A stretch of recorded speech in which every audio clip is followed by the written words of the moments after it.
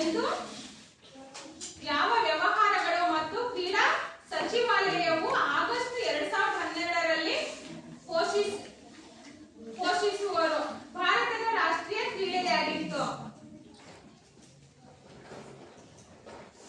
ಭಾರತದ ಹೆಮ್ಮೆಯ ಪುತ್ರ ಹಾಕಿ ಮಾಂತ್ರಿಕ ಮೇಜರ್ ಧ್ಯಾನ್ ಚಂದ್ ಸಿಂಗ್ ಅವರ ಹುಟ್ಟು ಹಬ್ಬದ ಸವಿ ನೆನಪಿಗಾಗಿ ಈ ದಿನವನ್ನ ರಾಷ್ಟ್ರೀಯ ಕ್ರೀಡಾ ದಿನವನ್ನಾಗಿ ಆಚರಿಸಲಾಗುತ್ತದೆ. ವಿಶ್ವದ ರಾಷ್ಟ್ರೀಯ ಹಾಕಿ ಆಟಗಾರ ಧ್ಯಾನ್ ಚಂದ್ ಅವರು ಮಾಡಿದ ಸಾಧನೆಗಳು ಭಾರತದ ಉದ್ದಕ್ಕೂ ಕ್ರೀಡಾಪಟುಗಳಿಗೆ ಸದಾ ಸ್ಫೂರ್ತಿದಾಯಕವಾಗಿದೆ. ನೋಡಿ, ಅವರು ಹಾಕಿಯಲ್ಲಿ ಮಾಡಿರುವಂತಹ ಸಾಧನೆಗಳು ಬೇರೆ ಕ್ರೀಡಾಪಟುಗಳಿಗೆ ಏನಾಗಿದೆ? ಸ್ಫೂರ್ತಿದಾಯಕವಾಗಿದೆ. ಹೌದಲ್ವಾ? ಅಂದ್ರೆ ಅವ್ರ ಬಗ್ಗೆ ನೆನಪು ಮಾಡ್ಬೇಕಂದ್ರೆ ಈಗ ಯಾರಾದ್ರೂ ಕ್ರೀಡಾಪಟು ಆಗಿರ್ಬೋದು, ರಾಜಕೀಯ ವ್ಯಕ್ತಿಗಳಾಗಿರ್ಬೋದು, ಯಾರೇ ಪರ್ಸನ್ ಆಗಿರ್ಬೋದು, ನಾವು ಅವ್ರ ಬಗ್ಗೆ ನೆನಪು ಮಾಡ್ಕೊಳ್ತೀವಿ ಅಂದ್ರೆ ಏನಿರುತ್ತೆ, ಅದ್ರ ಹಿನ್ನೆಲೆ ಏನಿರುತ್ತೆ? ಅವರ ಶ್ರಮ ಇರುತ್ತೆ. ಹೌದಲ್ವಾ? ಅವ್ರು ದೊಡ್ಡ ವ್ಯಕ್ತಿ ಆಗಿರ್ತಾರೆ, ಅಷ್ಟು ಶ್ರಮ ಪಟ್ಟಿರ್ತಾರೆ, ಸಾಧನೆಯನ್ನ ಮಾಡಿರ್ತಾರೆ. ಹಾಗಾಗಿ ಅವರ ಸವಿ ನೆನಪಿಗಾಗಿ ನಾವು ಅವರನ್ನ ಇವತ್ತು ನೆನಪು ಮಾಡ್ಕೊಳ್ತಾ ಇದೀವಿ.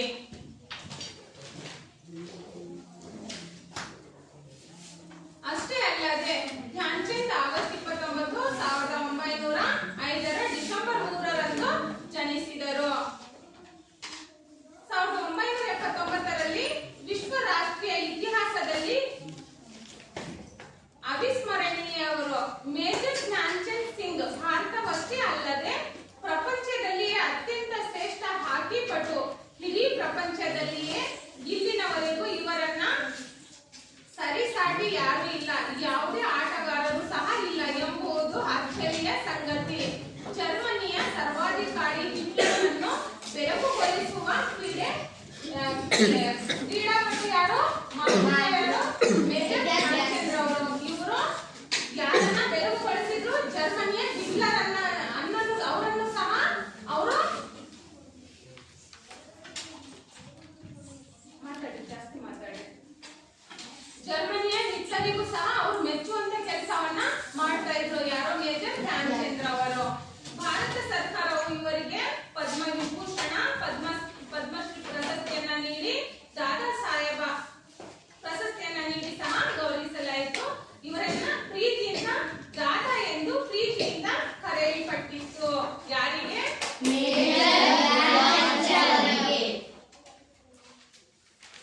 ಧ್ಯಾನ್ ರವರನ್ನ ಅವರ ಕೋಚ್ ಪಂಕಜ್ ಗುಪ್ತಾ ಅವರು ಚಂದ ಅಂದ್ರೆ ಚಂದ್ರನಂತೆ ಹೊಳಿತೀಯ, ಮುಂದೊಂದು ನೀವು ಜೀವನದಲ್ಲಿ ಅಗಾಧವಾದ ಸಾಧನೆಯನ್ನ ಮಾಡಿದೆ ಅಂತ ಅಂದ್ಬಿಟ್ಟು ಇವರು ಪಂಕಜ್ ಗುಪ್ತಾ ಅವರು ಇವರಿಗೆ ಚಂದ್ರನಂತೆ ಹೊಳಿತೀಯ ಅಂತ ಬಿರುದನ್ನ ಕೊಟ್ಟಿದ್ದರು. ಅಲ್ಲದೆ ತಮ್ಮ ಶಿಷ್ಯ ಚಂದ್ರನಂತೆ ಬೆಳಗುತ್ತಾನೆ ಎಂದು ಸಹ ಭವಿಷ್ಯವನ್ನ ನುಡಿದಿದ್ರು. ಮೇಜರ್ ಧ್ಯಾನ್ ಚಂದ್ ಬಗ್ಗೆ ಹೇಳ್ಬೇಕಂದ್ರೆ ಇನ್ನು ಅನೇಕ ವಿಷಯಗಳಿವೆ. ಅಷ್ಟೇ ಅಲ್ಲದೆ ನಾವ್ ಈ ಹಾಕಿ ಆಟದಲ್ಲಿ ನೋಡ್ಬೇಕಾದ್ರೆ ತುಂಬಾ ಅಂದ್ರೆ ಯಾವ್ಯಾವ ರೀತಿ ತಂತ್ರಗಳನ್ನ ಅಳವಡಿಸಿಕೊಂಡ್ರು, ನಂತರ ಅವಶ್ಯಕ ಗುಣಲಕ್ಷಣಗಳೇನು, ಹಾಕಿ ಆಟಗಾರ ಪ್ಲೇಯರ್ ಆದವನ ಗುಣಲಕ್ಷಣಗಳೇನು, ಇವೆಲ್ಲವನ್ನು ಸಹ ನಾವು ಇಲ್ಲಿ ನೋಡ್ಬೇಕಾಗಿದೆ.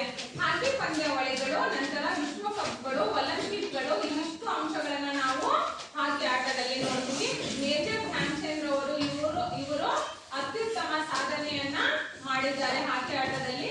ನಂತರ ಚಾಂಪಿಯನ್ ಟ್ರೋಫಿಗಳನ್ನ, ನಂತರ ಸುಲ್ತಾನ್ ಆಜಮ್ ಕಪ್ಗಳನ್ನ, ಏಷ್ಯನ್ ಕ್ರೀಡಾಕೂಟ, ಹಿರಿಯರ ಹಾಕಿ ವಿಶ್ವಕಪ್, ಇಷ್ಟು ಕ್ರೀಡಾಕೂಟಗಳಲ್ಲಿ ಭಾಗವಹಿಸಿಬಿಟ್ಟು ಅನೇಕ ಪ್ರಶಸ್ತಿಗಳನ್ನ ಪಡ್ಕೊಂಡಿದ್ದಾರೆ.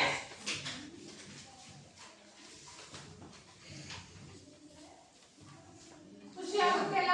ರಾಷ್ಟ್ರೀಯ ಕ್ರೀಡಾ ದಿನಾಚರಣೆ ಅಂದ್ರೆ ಕ್ರೀಡಾಪಟುಗಳಿಗೆ ಪ್ರಿಯವಾದ ದಿನ. ಎಲ್ಲೂ ಸಹ ಪ್ರತಿಯೊಬ್ಬರು ಸಹ ನಾವು ಆಟವನ್ನ ಆಡ್ತೀವಿ, ಪಾಠವನ್ನ ಯಾವ ರೀತಿ ಕೇಳ್ತೀವೋ ಅದೇ ರೀತಿ ಆಟವನ್ನ ಸಹ ಆಡ್ತೀವಿ, ಇದ್ರಲ್ಲಿ ಇನ್ವಾಲ್ವ್ ಆಗ್ತೀವಿ. ನಂತರ ಅದರಿಂದ ನಮಗೆ ಒಂದ್ ರೀತಿ ಮನೋರಂಜನೆ, ನಮಗೆ ಆಟ ಆಡೋದ್ರಿಂದ ಏನಾದ್ರೂ ದುಃಖ ಆಗುತ್ತಾ? ಇಲ್ಲ ತಾನೆ, ಮನಸ್ಸಿಗೆ ಖುಷಿಯನ್ನ ಕೊಡುತ್ತೆ. ಹಾಗಾಗಿ ರಾಷ್ಟ್ರೀಯ ಕ್ರೀಡಾ ದಿನಾಚರಣೆಯನ್ನ ನಾವು ಇವತ್ತು ನೆನಪು ಮಾಡ್ಕೋಬೇಕಾಗಿದೆ. ಯಾರ ಸವಿ ನೆನಪಿಗಾಗಿ? ಹಾಗಾಗಿ ನಾವಿವತ್ತು ರಾಷ್ಟ್ರೀಯ ಕ್ರೀಡಾ ದಿನಾಚರಣೆಯನ್ನ ಆಚರಣೆ ಮಾಡ್ತಾ ಇದೀವಿ. ಈ ಸಂದರ್ಭದಲ್ಲಿ ಇವತ್ತು ಎಲ್ರಿಗೂ ಒಂದು ಆಟವನ್ನ ಆಡ್ತಾನ. ಖೋಖೋ ಆಗಿರ್ಬೋದು, ವಾಲಿಬಾಲ್ ಆಗಿರ್ಬೋದು, ಥ್ರೋಬಾಲ್ ಟೀಮ್ ಇಲ್ಲ ಅನ್ಕೊಳ್ತೀನಿ. ಇದೆ ಎಲ್ಲರೂ ಇದಾರ?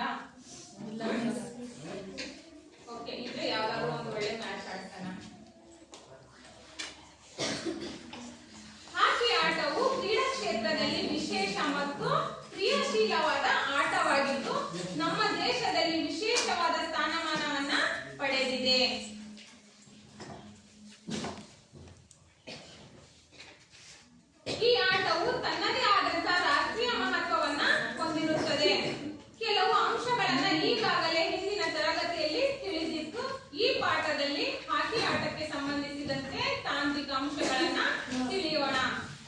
ಹಾಕಿ ಕ್ರೀಡೆಯಲ್ಲಿ ತಂತ್ರಗಳು ಹಾಕಿ ಮತ್ತು ಇತರೆ ತಂಡದ ಪಂದ್ಯಾಟಗಳಲ್ಲಿ ಮುಖ್ಯವಾಗಿ ವಲಯಗಳು ಪ್ರಮುಖವಾಗಿ ಉತ್ತಮ ತಂತ್ರಗಾರಿಕೆಯಾಗಿ ರೂಪುಗೊಂಡಿರುತ್ತವೆ.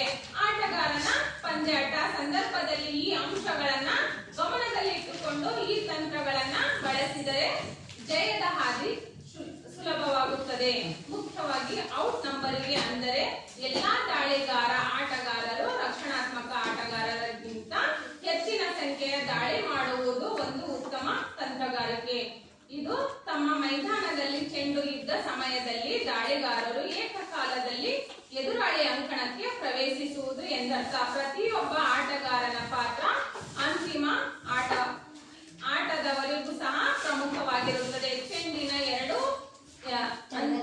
ಚೆಂಡಿನಂತ ಎರಡು ತಂಡದವರು ಇರುತ್ತಾರೆ ನೋಡಿ. ರಕ್ಷಣಾತ್ಮಕ ಆಟಗಾರರು ಮತ್ತು ಆಕ್ರಮಣಕಾರಿ ಆಟಗಾರರು ಅಂತ ಎರಡು ಟೀಮ್ ಇರುತ್ತೆ, ಹೌದಲ್ವಾ? ಒಂದು ಕೋರ್ಟ್ ಅಲ್ಲಿ ಆಪೋಸಿಟ್ ಇರ್ತಾರೆ, ಹೌದಲ್ವಾ? ಒಂದೇ ಟೀಮ್ ಇತ್ತಂದ್ರೆ ಆಟ ಆಡ್ಲಿಕ್ಕೆ ಆಗುತ್ತಾ? ಆ ಕಡೆ ಈ ಕಡೆ ಪ್ಲೇಯರ್ಗಳು ಇರ್ಲಿಲ್ಲ ಅಂದ್ರೆ ಒಂದೇ ಕೋರ್ಟ್ ಅಲ್ಲಿ ನಿಂತ್ಕೊಂಡು ನೀವು ಆಟ ಆಡ್ಲಿಕ್ಕೆ ಆಗುತ್ತಾ? ಇಲ್ಲ ತಾನೆ. ಹಾಗಾಗಿ ಪ್ಲೇಯರ್ ಆದವರು ರಕ್ಷಣಾತ್ಮಕಾರಿ ಆಟಗಾರರು ಮತ್ತು ಆಕ್ರಮಣಕಾರಿ ಆಟಗಾರರು ಸಹ ಇರ್ತಾರೆ. ಅಂದ್ರೆ ರಕ್ಷಣಾತ್ಮಕಕಾರಿ ಆಟಗಾರರಂದ್ರೆ ಯಾರಪ್ಪ ಅಂದ್ರೆ, ಈಗ ನೋಡಿ ಕೋರ್ಟ್ ಅನ್ಕೊಳ್ರಿ. ಕೋರ್ಟ್ ಅಲ್ಲಿ ಇಲ್ಲಿ ನೆಟ್ ಇರುತ್ತೆ, ಹೌದಲ್ವಾ? ಎಲ್ಲ ಕೋರ್ಟ್ ಗಳಲ್ಲಿ ನೆಟ್ ಇರುತ್ತೆ. ನಂತರ ಪ್ಲೇಯರ್ ಇರ್ತಾನೆ. ಅವ್ನು ಏನ್ ಮಾಡ್ತಾನೆ, ಇಲ್ಲಿ ನೋಡಿ, ಓಕೆ, ಇಲ್ಲಿ ಇದು ನೆಟ್, ಓಕೆ, ಇಲ್ಲಿ ಪ್ಲೇಯರ್ ಇರ್ತಾನೆ. ಏನ್ ಮಾಡ್ತಾನೆ, ಗೋಲ್ ಮಾಡ್ತಾರೆ. ಆಪೋಸಿಟ್ ತಂಡದವ್ರು ಏನ್ ಮಾಡ್ತಾರೆ, ಈ ತಂಡದವ್ರು ಏನ್ ಮಾಡ್ತಾರೆ, ಗೋಲ್ ಮಾಡ್ತಾರೆ. ಗೋಲ್ ಮಾಡೋ ಸಂದರ್ಭದಲ್ಲಿ ಇವನು ರಕ್ಷಣಾತ್ಮಕಾರಿ ಆಟಗಾರ ಏನ್ ಮಾಡ್ತಾರೆ, ಬರುವಂತ ಬಾಲ್ ಅನ್ನ ಅವನು ರಕ್ಷಣೆ ಮಾಡ್ತಾನೆ. ಯಾಕೆ ರಕ್ಷಣೆ ಮಾಡ್ತಾನೆ? ತನ್ನ ಟೀಮಿಗೆ ಪಾಯಿಂಟ್ ಬರ್ಬೇಕಾನೆ. ಹಾಗಾಗಿ ಅವನು ರಕ್ಷಣೆ ಮಾಡ್ತಾನೆ. ಯಾವ ರೀತಿಯಲ್ಲಾದ್ರೂ ಸಹ ಅವನು ರಕ್ಷಣೆ ಮಾಡಬಹುದು. ಈ ಹಾಕಿ ಸ್ಟಿಕ್ ನ ಸಹಾಯದಿಂದ ಅವನು ಏನ್ ಮಾಡ್ತಾನೆ, ಬರುವಂತ ಬಾಲನ್ನ ತಡೆ ಹಿಡಿತಾನೆ. ತಡೆ ಹಿಡಿದಾಗ ಏನಾಗುತ್ತೆ, ಇದು ನೆಟ್ಟಿಗೆ ಟಚ್ ಆಯ್ತಂದ್ರೆ ಇವನಿಗೆ ಆಪೋಸಿಟ್ ತಂಡದವರಿಗೆ ಪಾಯಿಂಟ್ ಸಿಗುತ್ತೆ. ಇವನು ಇದ ಟಚ್ ಆಗದೆ ಅಲ್ಲೇ ತಡೆ ಹಿಡಿದ ಅಂದ್ರೆ ಏನಾಗುತ್ತೆ, ಇವನಿಗೆ ಪಾಯಿಂಟ್ ಸಿಗುತ್ತೆ. ಹಾಗಾಗಿ ಇಲ್ಲಿ ಆಕ್ರಮಣಕಾರಿ ಆಟಗಾರರು ಮತ್ತು ರಕ್ಷಣಾತ್ಮಕಾರಿ ಆಟಗಾರರು ಸಹ ಇವುಗಳ ಮಧ್ಯೆ ಒಂದು ಹಾಕಿ ಆಟ ಏರ್ಪಡುತ್ತೆ. ಇಂಥ ಸಂದರ್ಭದಲ್ಲಿ ರಕ್ಷಣಾತ್ಮಕಾರಿ ಆಟಗಾರರಿಗೂ ಹಾಗೂ ಆಕ್ರಮಣಕಾರಿ ಆಟಗಾರರಿಗೂ ವ್ಯತ್ಯಾಸ ಗೊತ್ತಾಯ್ತಲ್ಲ? ಅರ್ಥ ಆಗ್ತಾ ಇದೆಯಾ? ಓಕೆ. ಪಂದ್ಯಾಟದಲ್ಲಿ ಮುಖ್ಯವಾಗಿ ಚೆಂಡು ಮೈದಾನದಲ್ಲಿ ಚಲಿಸಿರುತ್ತದೆ. ಪಾಸಿಂಗ್, ಪುಷಿಂಗ್, ಡ್ರಿಬ್ಲಿಂಗ್, ರನ್ನಿಂಗ್, ತಕ್ಷಣ ಬಲಕ್ಕೆ ಮತ್ತು ಎಡಕ್ಕೆ ಹೊಡೆಯುತ್ತಾ ಚೆಂಡನ್ನ ಸ್ಟಿಕ್ಕಿನ ಹಿಡಿತದಲ್ಲಿಟ್ಟುಕೊಂಡು ಎದುರಾಳಿಯನ್ನ ವಂಚಿಸುತ್ತಾ ತಮ್ಮ ತಂಡದವರಿಗೆ ಪಾಸ್ ನೀಡುವುದು. ಇಂತಹ ಸಂದರ್ಭದಲ್ಲಿ ಸ್ಲಿಕ್ ಅಥವಾ ಸ್ಕೂಪ್, ಪುಷ್ ಔಟ್ ಕೌಶಲ್ಯಗಳ ಮುಖಾಂತರ ಚೆಂಡನ್ನ ಅತಿ ವೇಗವಾಗಿ ಕಳಿಸುವುದು. ನೋಡಿ, ಅಂದ್ರೆ ಇಲ್ಲಿ ನೋಡಿ, ಇದು ಹಾಕಿ ಸ್ಟಿಕ್ ಅನ್ಕೊಳ್ಳಿ, ಓಕೆನಾ? ಜಸ್ಟ್ ಇಮ್ಯಾಜಿನೇಷನ್, ನಾವು ಏನಾದ್ರೂ ಕಲ್ಪನೆಯನ್ನ ಮಾಡ್ಕೋಬಹುದು, ಹೌದಲ್ವಾ? ನಮ್ ಕಡೆ ಅಜ್ಜಿ ಕೋಲ್ ನೋಡಿದಿರ್ತಾನೆ, ಅದೇ ಕೋಲು, ಬಟ್ ಅದು ಉದ್ದ ಇರುತ್ತೆ.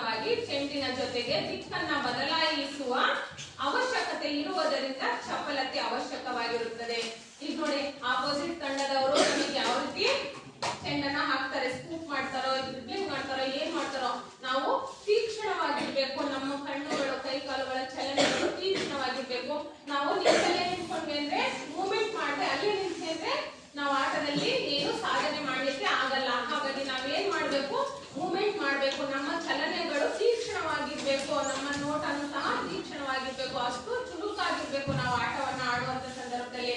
ಅವರು ಯಾವ ರೀತಿಯಲ್ಲಿ ಯಾವ ಸೈಡ್ ಗ್ಯಾಪ್ ಇರುತ್ತೋ ಆ ಸೈಡಿಂದ ಅವರ ಚೆಂಡನ್ನ ಹಾಕಬಹುದು, ಹೌದಲ್ವಾ? ನಂತರ ಅದಷ್ಟೇ ಅಲ್ಲದೆ ಅವರಿಗೆ ಪಾಯಿಂಟ್ ಬೇಕು. ಹಾಗಾಗಿ ಅವರು ತೀಕ್ಷ್ಣವಾದ ಅಂದ್ರೆ ಚುರುಕುತನದಿಂದ ಅವರು ಆಟವನ್ನ ಆಡ್ತಿರ್ತಾರೆ. ಹಾಗಾಗಿ ನಾವು ಸಹ ರಕ್ಷಣಾತ್ಮಕ ಆಟಗಾರರು ಏನ್ ಮಾಡ್ಬೇಕು, ತೀಕ್ಷ್ಣತೆಯಿಂದ ಆಟವನ್ನ ಗಮನದಲ್ಲಿ ಇಟ್ಕೊಂಡ್ಬಿಟ್ಟು ಅಬ್ಸರ್ವೇಷನ್ ಇಂದ ನಾವು ಆಟವನ್ನ ಆಡ್ಬೇಕಾಗುತ್ತೆ. ಚೆಂಡನ್ನ ನಿಯಂತ್ರಣದಲ್ಲಿ ಇಟ್ಟುಕೊಳ್ಳಲು ಹೆಚ್ಚಿನ ಸಾಮರ್ಥ್ಯದ ಕಣ್ಣು, ಕೈ ಹಾಗೂ ಕಾಲುಗಳ ಸಂಯೋಜನೆ ಅವಶ್ಯಕ. ನೋಡಿ, ಆಟವನ್ನ ಆಡ್ಬೇಕಾದ್ರೆ ನಮಗೇನು ನಮ್ಮ ಸಾಮರ್ಥ್ಯ ಹೆಚ್ಚು ಅವಶ್ಯಕವಾಗಿರುತ್ತದೆ. ಕಣ್ಣು, ಕೈ, ಕಾಲುಗಳ ಚಲನೆ ಸಹ ಅವಶ್ಯಕವಾಗಿ ಇರಬೇಕಾಗುತ್ತೆ.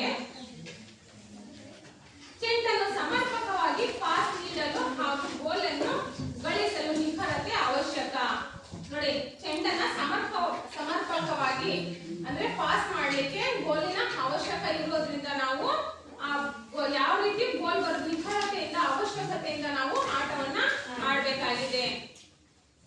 ಆಟಗಾರನ ಸಹ ಆಟಗಾರರಿಂದ ಚೆಂಡನ್ನ ಪಡೆಯಲು ಮತ್ತು ಎದುರಾಳಿಗಳಿಂದ ವಂಚಿಸಿ ಕ್ಷಣಾರ್ಧದಲ್ಲಿ ಚೆಂಡನ್ನ ಪಾಸ್ ನೀಡಲು ಅಥವಾ ಎದುರಾಳಿಗಳಿಂದ ಚೆಂಡನ್ನ ಕಸಿಯಲು ವೇಗದ ಅವಶ್ಯಕತೆ ಇರುತ್ತದೆ. ನೋಡಿ, ನಮಗೆ ದೈಹಿಕವಾಗಿ ಮತ್ತು ಮಾನಸಿಕವಾಗಿ ನಾವು ಹೇಗಿರ್ಬೇಕು, ಸ್ಟಿಫ್ ಆಗಿರ್ಬೇಕು. ನಮ್ಮ ಕೈ ಕಾಲುಗಳ ಚಲನೆ ವೇಗವಾಗಿರ್ಬೇಕು. ಅರ್ಥ ಆಗ್ತಾ ಇದೆಯಲ್ಲ?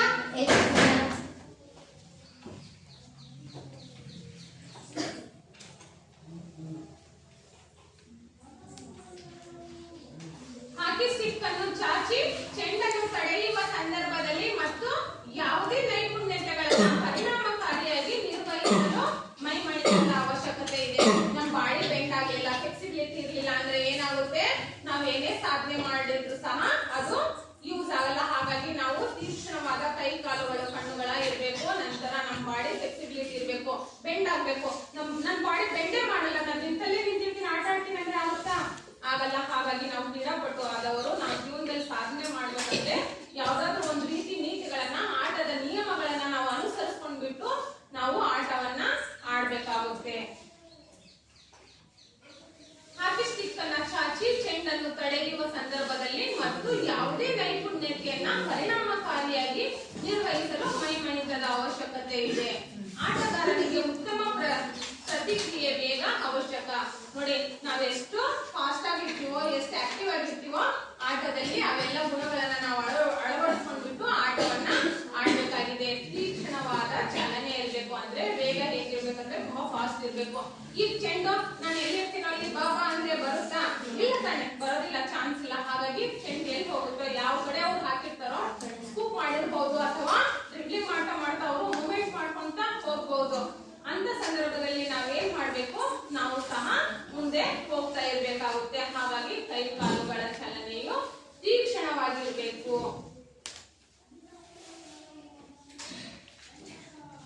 ಹಾಕಿ ಪಂದ್ಯಾಟಗಳು. ಹಾಕಿ ಕ್ರೀಡೆಯಲ್ಲಿ ಅನೇಕ ಪ್ರಶಸ್ತಿಗಳಿವೆ. ಅದರಲ್ಲಿ ಮುಖ್ಯವಾದವುಗಳು ಈ ಕೆಳಗಿನಂತೆ ವಿವರಿಸಲಾಗಿದೆ.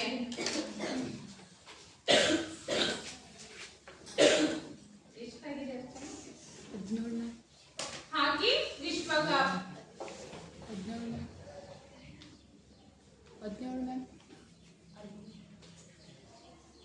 ಹಾಕಿಯಲ್ಲಿ ವಿಶ್ವಕಪ್ ಪಂದ್ಯಾಟವು 1979ರಲ್ಲಿ ಪ್ರಾರಂಭವಾಯಿತು.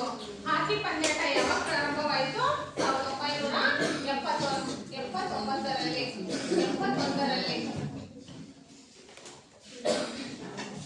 ಇದನ್ನ ಅಂತಾರಾಷ್ಟ್ರೀಯ ಹಾಕಿ ಕ್ರೀಡಾಕೂಟವು ಆಯೋಜಿಸಿತು.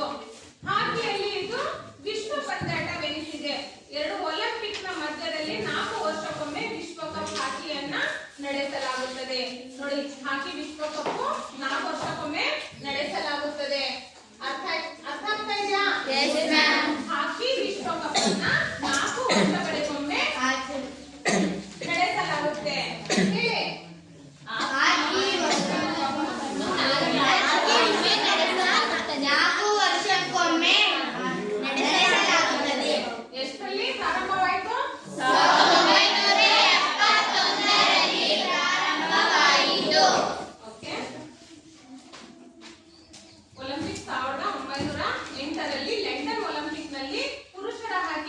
ಪಂದ್ಯಾಟವನ್ನ ಪರಿಚಯಿಸಲಾಯಿತು. 1908ರಲ್ಲಿ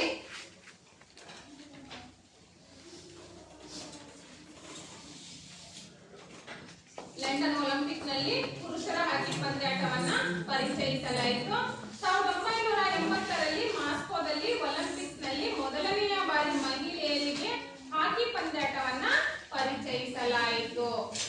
ನೋಡಿ, 1980ರಲ್ಲಿ ಮಹಿಳೆಯರಿಗಾಗಿ ಮಾಸ್ಕೋದಲ್ಲಿ ಹಾಕಿ ಪಂದ್ಯಾಟವನ್ನ ಪ್ರಾರಂಭಿಸಲಾಯಿತು. 1976ರಲ್ಲಿ ಮಾಂಟ್ರಿಯಲ್ ಒಲಿಂಪಿಕ್ಸ್ ನಲ್ಲಿ ಕೃತಕ ಅಂಗಳದಲ್ಲಿ ಹಾಕಿ ಪಂದ್ಯಾಟವನ್ನ ಮೊದಲನೆಯ ಬಾರಿ ನಡೆಸಲಾಯಿತು. ನೋಡಿ, 1976ರಲ್ಲಿ ಮಾಂಟ್ರಿಯಲ್ ಅಲ್ಲಿ ಏನ್ ಮಾಡಿದ್ರು? 1976ರಲ್ಲಿ ಮಾಂಟ್ರಿಯಲ್ ನಲ್ಲಿ ಒಲಿಂಪಿಕ್ಸ್ ನಲ್ಲಿ ಕೃತಕ ಅಂಗಳಗಳಲ್ಲಿ ಹಾಕಿ ಪಂದ್ಯಾಟವನ್ನ ಮೊದಲನೇ ಬಾರಿ ನಡೆಸಲಾಯಿತು. ನಂತರ ಹಾಕಿಗೆ ಅಂತಾರಾಷ್ಟ್ರೀಯ ಸಂಘಟನೆ ಇಲ್ಲದ ಕಾರಣ 1924ರಲ್ಲಿ ಪ್ಯಾರಿಸ್ ಒಲಿಂಪಿಕ್ಸ್ ನಲ್ಲಿ ಹಾಕಿಯನ್ನ ಬಿಡಲಾಯಿತು. ಅದೇ ವರ್ಷ ಪ್ಯಾರಿಸ್ ನಲ್ಲಿ ಅಂತಾರಾಷ್ಟ್ರೀಯ ಹಾಕಿ ಒಕ್ಕೂಟ ಫೆಡರೇಷನ್ ಇಂಟರ್ ನ್ಯಾಷನಲ್ ಸ್ಥಾಪನೆಯಾಯಿತು. 1928ರಲ್ಲಿ ಆಮ್ಸ್ಟರ್ಡಾಮ್ ಒಲಿಂಪಿಕ್ಸ್ ನಂತರ ಪುರುಷರ ಹಾಕಿ ಪಂದ್ಯಾಟವು ಒಲಿಂಪಿಕ್ಸ್ ನಲ್ಲಿ ಶಾಶ್ವತವಾಗಿ ಉಳಿಯಿತು.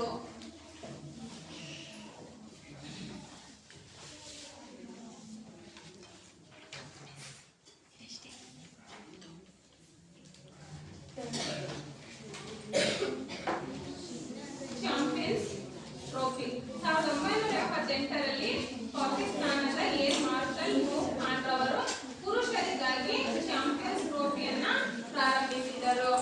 1987ರಲ್ಲಿ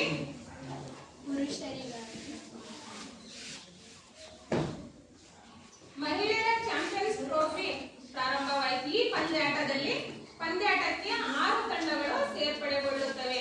ಆದರೆ ಮೊದಲನೆಯ ವರ್ಷ 7 ತಂಡಗಳು, ಎರಡನೆಯ ವರ್ಷ 7 ತಂಡಗಳು ಮತ್ತು 1987ರಲ್ಲಿ 8 ತಂಡಗಳು ಪಾಲ್ಗೊಂಡವು. ನೋಡಿ, ಚಾಂಪಿಯನ್ಶಿಪ್ ಟ್ರೋಫಿಗೆ ಎಷ್ಟು ತಂಡಗಳು, ಯಾವ ವರ್ಷ ಎಷ್ಟು ತಂಡಗಳು ಸೇರ್ಕೊಳ್ತಾವಂತ ಇಲ್ಲಿ ವಿವರಣೆಯನ್ನು ಸಹ ಕೊಟ್ಟಿದ್ದಾರೆ. ಮೊದಲನೇ ವರ್ಷ 7 ತಂಡಗಳು, ಮೊದಲನೇ ಅಂದ್ರೆ 6 ತಂಡಗಳ ಸೇರ್ಪಡೆಗೊಳ್ತಾರೆ. ನಂತರ ಮೊದಲನೇ ವರ್ಷ 7 ತಂಡಗಳು, ಎರಡನೇ ವರ್ಷನೂ ಸಹ ಎಷ್ಟು 7 ತಂಡಗಳು ಮತ್ತು 1987ರಲ್ಲಿ ಎಷ್ಟು 8 ತಂಡಗಳು ಪಾಲ್ಗೊಳ್ಳುತ್ತವೆ. ಚಾಂಪಿಯನ್ಶಿಪ್ ಟ್ರೋಫಿಗೆ ಸೇರ್ಪಡೆಗೊಳ್ಳುವ ತಂಡಗಳು ಈ ರೀತಿ ಇವೆ.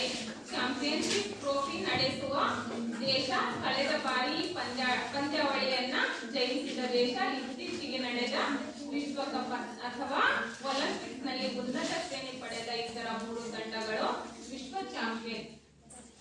ಇಷ್ಟು ತಂಡಗಳು ಸೇರ್ಪಡೆಗೊಳ್ಳುತ್ತವೆ. ನಂತರ ಸುಲ್ತಾನ್ ಅಜ್ಲಾನ್ ಶಾ ಕಪ್, ಇದು ಪ್ರತಿ ವರ್ಷ ಮಲೇಷ್ಯಾದಲ್ಲಿ ನಡೆಯುವ ಪಂದ್ಯಾಟವಾಗಿದೆ. ಸುಲ್ತಾನ್ ಅಜ್ಲಾನ್ ಶಾ ಕಪ್ ಎಷ್ಟು ವರ್ಷಕ್ಕೊಮ್ಮೆ ನಡೆಯುತ್ತೆ? ಪ್ರತಿ ವರ್ಷ ಮಲೇಷ್ಯಾದಲ್ಲಿ ನಡೆಯುವ ಪಂದ್ಯಾಟವಾಗಿದೆ. 1983ರಲ್ಲಿ ಇದು 2 ವರ್ಷಗಳಿಗೊಮ್ಮೆ ಈ ಪಂದ್ಯಾಟ ನಡೆಯುತ್ತೆ. ಈ ಪಂದ್ಯಾಟವು ಜನಪ್ರಿಯ ಹಾಗೂ ಅಭಿವೃದ್ಧಿ ಹೊಂದಿದ್ದರಿಂದ ಪ್ರತಿ ವರ್ಷ ನಡೆಸಲಾಗುತ್ತದೆ. ಈ ಸ್ಪರ್ಧೆಗೆ ಮಲೇಷ್ಯಾದ 9ನೇ ರಾಜ ಸುಲ್ತಾನ್ ಅಜ್ಲಾನ್ ಶಾ ರವರು ಹಾಕಿ ಪ್ರಿಯರಾಗಿದ್ದರಿಂದ ಅವರು 12 ಹೆಸರನ್ನೇ ಇಡಲಾಯಿತು. ನೋಡಿ,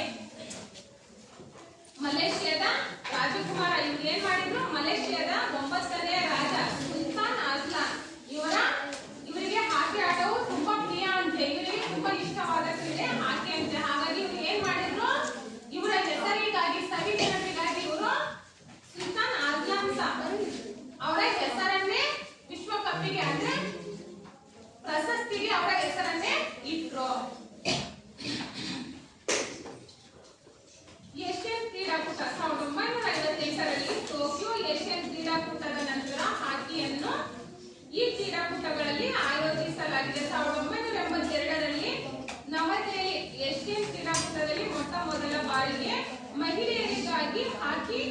ಪಂದ್ಯಾಟವನ್ನ ಆಯೋಜಿಸಲಾಯಿತು. ನೋಡಿ 1958ರಲ್ಲಿ ಮಹಿಳೆಯರಿಗಾಗಿ ಹಾಕಿ ಪಂದ್ಯಾಟವನ್ನ ಆಯೋಜಿಸಲಾಯಿತು. ನಂತರ 1982ರಲ್ಲಿ ನವದೆಹಲಿ ಏಷ್ಯನ್ ಕ್ರೀಡಾಕೂಟದಲ್ಲಿ ಮೊಟ್ಟ ಮೊದಲ ಬಾರಿಗೆ ಮಹಿಳೆಯರಿಗೆ ಹಾಕಿ ಪಂದ್ಯಾಟವನ್ನ ಆಯೋಜಿಸಲಾಯಿತು. 58ರಲ್ಲಿ ಏನ್ ಮಾಡ್ತಾರೆ, ಟೋಕಿಯೋದಲ್ಲಿ ಏಷ್ಯನ್ ಕ್ರೀಡಾಕೂಟದ ನಂತರ ಹಾಕಿಯನ್ನ ಈ ಕ್ರೀಡೆಗಳಲ್ಲಿ ಆಯೋಜಿಸಲಾಯಿತು. ಹೌದಲ್ವಾ? ನಂತರ 1982ರಲ್ಲಿ ಏನ್ ಮಾಡ್ತಾರೆ, ಅವರು ಮಹಿಳೆಯರಿಗಾಗಿ ಹಾಕಿ ಪಂದ್ಯಾಟಗಳನ್ನ ಆಯೋಜಿಸಲಾಯಿತು. ಎಷ್ಟರಲ್ಲಿ? 1982ರಲ್ಲಿ.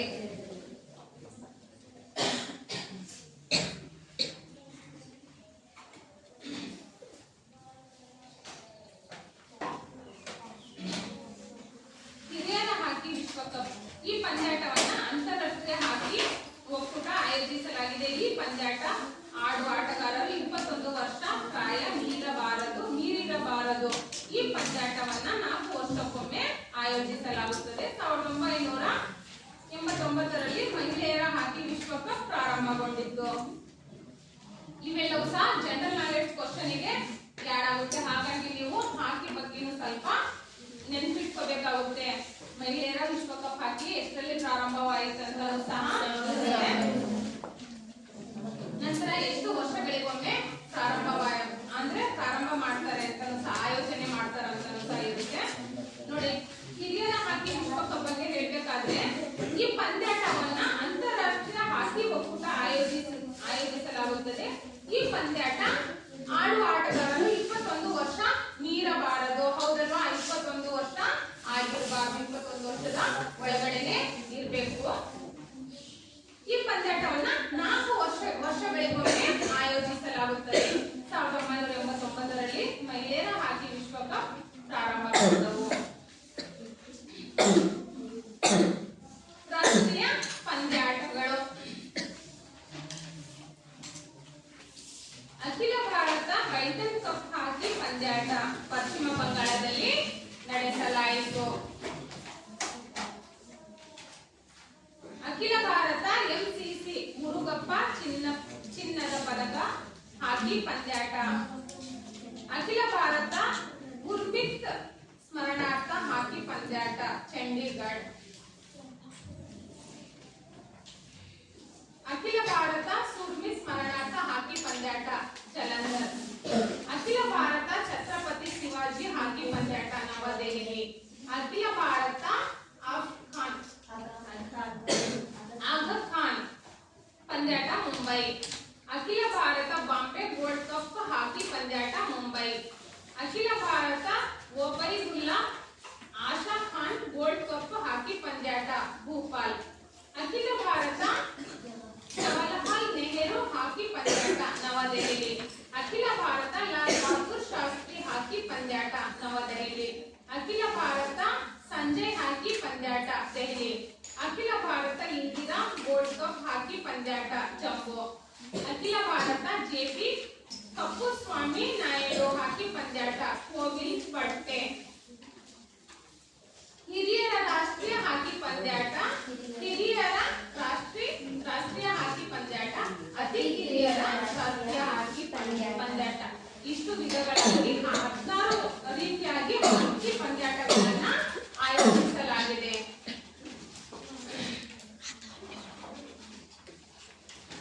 ನೋಡಿ, ಇವತ್ತು ಮೇಜರ್ ಧ್ಯಾನ್ ಚಂದ್ರ ಅವರ ಜನ್ಮದಿನದ ನೆನಪಿಗಾಗಿ ನಾವು ಇಷ್ಟೆಲ್ಲದನ್ನು ಸಹ ನಾವು ನೋಡ್ಬೇಕಾಯ್ತು. ಹೌದಲ್ವಾ?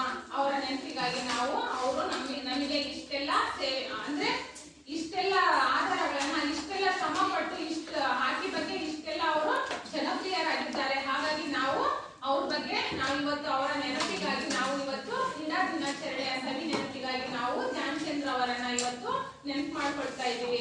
ಹೌದಲ್ವಾ? ಅಂದ್ರೆ ಪಾಠದಲ್ಲಿ ಬರುತ್ತೆ ಹೋಗುತ್ತೆ. ಹಾಗಾಗಿ ನಾವು ಇವತ್ತು ಅವರ ಸವಿ ನೆನಪಿಗಾಗಿ ಈ ದಿನಾಚರಣೆಯನ್ನ ಆಚರಣೆ ಮಾಡ್ತಾ ಇದೀವಿ.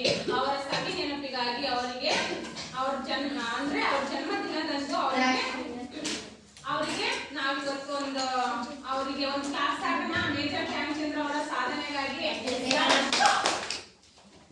1 2 3 1 2 3 1 2 3 ಈ ರೀತಿ ಎಲ್ಲರೂ ಈಕ್ವಲ್ ಆಗಿ ನೀಟಾಗಿ ಒಂದು ಕ್ಲಾಸ್ ಬರಲಿ. ಎಲ್ಲರೂ ಸ್ಟ್ಯಾಂಡ್ ಅಪ್. ಫಸ್ಟ್ 1 2 3 ಈ ರೀತಿ ಕ್ಲಾಸ್ ಗೊತ್ತಲ್ಲ? Yes, ma'am. ಓಕೆ, ಕ್ಲಾಸ್ ಗೋ.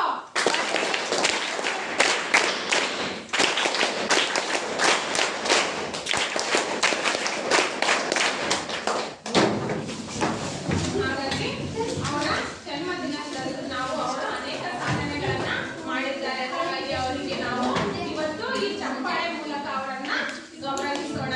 ಹಾಗೆ ಅವರ ಮರಣದ ಬಗ್ಗೆ ಹೇಳ್ಬೇಕಂದ್ರೆ ಅವ್ರು ಎಷ್ಟರಲ್ಲಿ ಮರಣವನ್ನ ಹೊಂದಿದ್ರು? ಡಿಸೆಂಬರ್ 3, 1979ರಲ್ಲಿ ಮರಣವನ್ನ ಹೊಂದಿದ್ದಾರೆ. ಧ್ಯಾನಚಂದ್ರ ಅವರ ಮರಣ ಎಷ್ಟರಲ್ಲಾಯಿತು?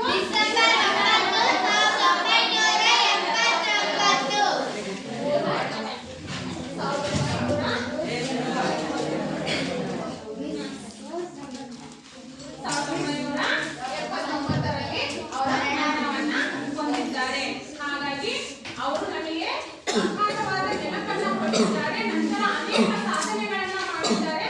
ಅವರ ಜೀವನ ಚರಿತ್ರೆಯನ್ನ ನೋಡ್ತಾ ಹೋದ್ರೆ ಇನ್ನೂ ರೋಮಾಂಚಕಾರಿಯಾದಂತ ವಿಷಯಗಳಿದೆ. ಹಾಗಾಗಿ ನಾವು ಮೇಜರ್ ಧ್ಯಾನಚಂದ್ರ ಅವರ ಇವತ್ತು ನೆನಪು ಮಾಡ್ಕೊಳ್ತಾ ನಾವು ಇವತ್ತಿನ ಈ ವಿಷಯಗಳಿನ್ನೂ ಕಡಿಮೆ ಆಗಿದೆ. ಅವರ ಜನ್ಮದಿನದಂದು ನಾವು ಇನ್ನು ಅನೇಕ ವಿಷಯಗಳನ್ನ ನಾವು ನೆಕ್ಸ್ಟ್ ಹೆಚ್ಚು ತಿಳ್ಕೊಂಡ್ಬಿಟ್ಟು ಎಲ್ಲರೂ ಸಹ ಅವ್ರ ಬಗ್ಗೆ ನೆನಪಲ್ಲಿ ಇಟ್ಕೊಂಡು ಅವರ ಸಾಧನೆಗಳನ್ನ ನಾವು ಅಳವಡಿಸ್ಕೊಳ್ಳೋಣ.